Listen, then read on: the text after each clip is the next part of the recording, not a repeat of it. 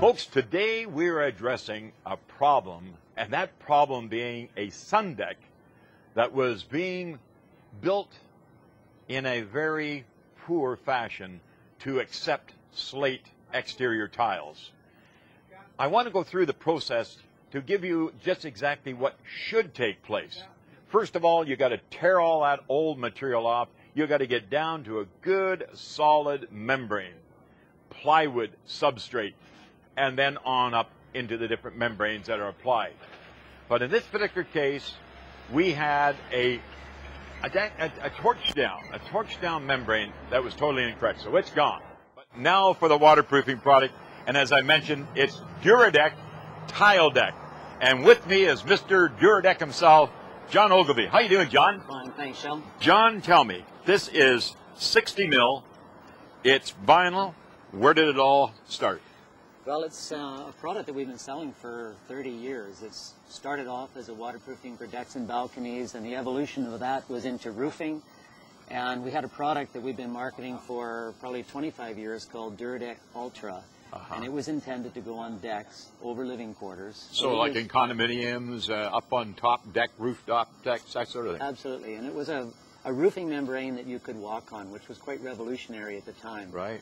It's proven itself for many years. We've probably put 100 million square feet of it down. Wow. And what we're noticing is that there's a trend change towards tile and slate and really attractive stone finishes on decks. It's the creative architecture and designers and all the rest of it that are adding now cosmetics to wearability, but waterproofing is one of the most important things. Absolutely. What we've found is a lot of failures go back not to the tile or the slate application, but to the lack of proper waterproofing underneath.